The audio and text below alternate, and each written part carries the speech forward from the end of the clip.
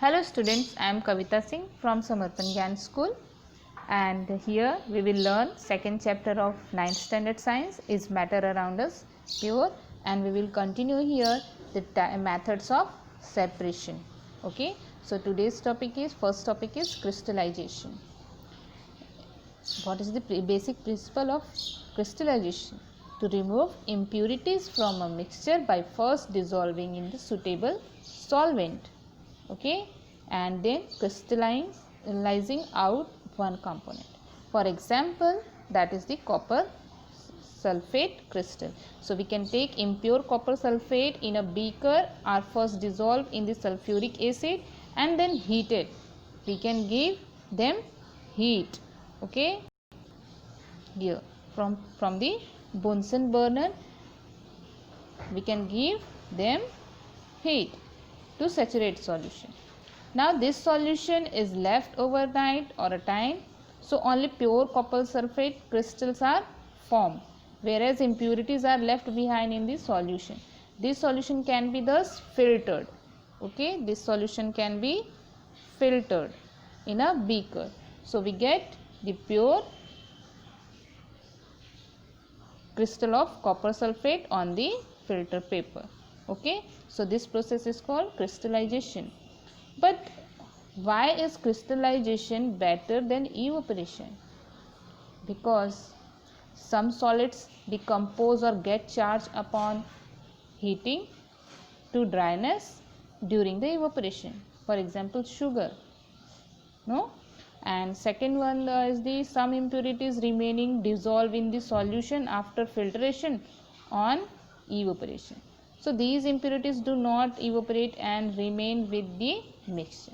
Okay, so this method is complete. Now next method is distillation. Distillation method is for pure solvent can be obtained from the solution of a soluble. For example, salt. By distillation method we can separate the pure water from the salty water. Okay, and we can obtain a salt from the salty water with the evaporation method. Now here we can obtain a water from the salty water by the distillation method. So we can set the distillation apparatus as shown in the figure given in the yellow side, and take about 100 ml of the given common salt solution in distillation flask. Okay, and heat the flask until the solution start boiling. Okay, now water vapors while passing through the condenser get condensed to give the pure water. The condensed water is collected in receiver. This is pure water. So we can get pure water here, and this is the condenser. We condense the gas here. Okay, so this is the condenser, and stop heating when a small quantity of solution is left in the flask. We can put off the burner. Okay, and allow the hot distill to cool slowly. The distillate collected in the receiver is pure water. Okay, so this is the pure water. Okay, now we can use also to this method to separate component of mixture of ethanol and water by the distillation. Okay, we can use this method also to separate the two miscible liquids. Okay, what is the miscible liquid and what is the immiscible liquid? Immiscible liquid means they cannot mix each other, and miscible liquid means they can mix each other, like ethanol and water. Okay, we can separate from the distillation method.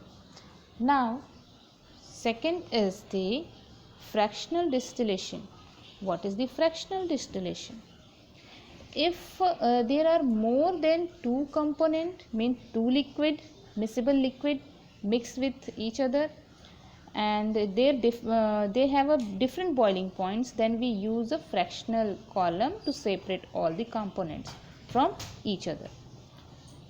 So this process is done by the also in petroleum.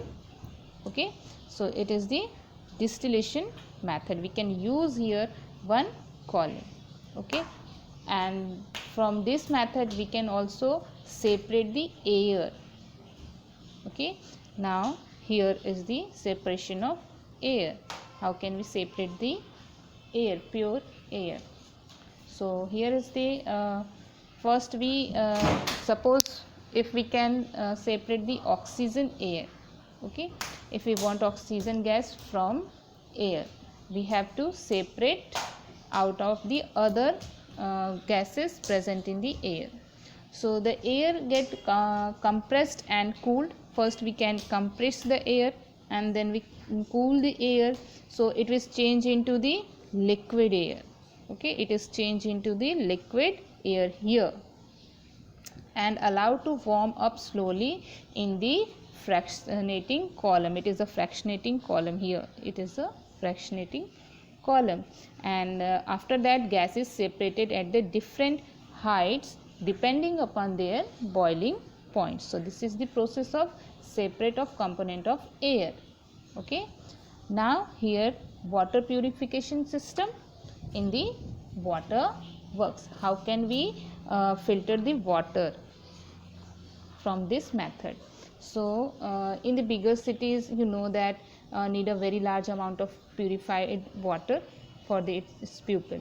So the river and lake water is processed to make it fit for the drinking through the following step, like sedimentation, loading, filtration, aeration and chlorination. So in the sedimentation, the raw water the raw water from the river is pumped. Here you can see that is the river, and it is pumped into this settling tank. Here heavier particles present in the water settled down. Okay, heavier particles are settled down, and the supernated water is then sent to the another setting tank. And here is alum, it is the loading tank, and here is the alum. It is added to make the finer suspended particles to clay settle down. Now next is here is the filtration. The suspended water from the second tank is allowed to pass through the sand and gravel tank here, and this removes all suspended impurities from the water.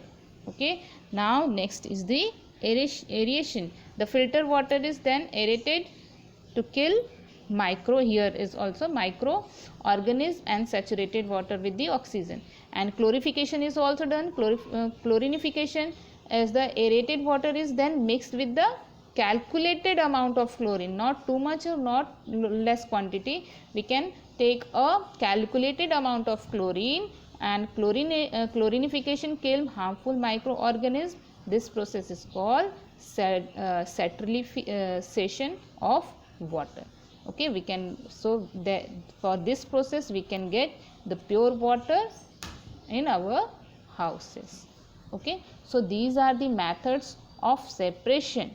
Okay, now here is the some changes. Okay, what is the physical changes, chemical changes? Here is the some changes. What is the physical changes? And you have already learned in the previous classes about physical and chemical changes. Physical changes means that changes in which only transform state it happen, no new substance is made, are called physical changes. For example, melting of ice. Okay, so it is a physical changes, means their shape only change. It is a reversible change. Okay, it will be reversed. We can, melting of ice, if we can again put into the ice tray and put into the freezer, it will be changed into again ice cubes, right? And we can take out outside of the freezer, it can change into again water. So it is a reversible change, and it is not from a new substance. After making a ice cube, their formula, water formula is H2O, and after a liquefaction it will be H2O. Okay, their states will be only changed, like solid to liquid. Okay, and we can boil the water, so it will be changed into the gaseous form, but their formula is same. So it is a melting of ice is a physical change. Now another is a making of a toy paper plane. If you make a paper plane with the paper, so you can change their shape only, paper shape only, not a chemical properties. Okay, so it is a physical change. Now second is the chemical change. Chemical change are irreversible and result in the formation of new substance, means they cannot easily reverse, okay, not reverse, and they can form the new substance. Okay, and electricity may be produced, participated may form. Example, wood burning. So example is wood burning, explosion of crackers, making of curd by the milk. So it can be not reverse. Can you change these crackers into before looking a cracker? No. Can you change the burning wood into the simple wood? No. Can you change the curd into the milk? No. So it is a irreversible change, and it can form the new substance, new things. Okay, so it is a chemical process. So our chapter is finished here, students. We can meet with the next chapter. Okay, bye.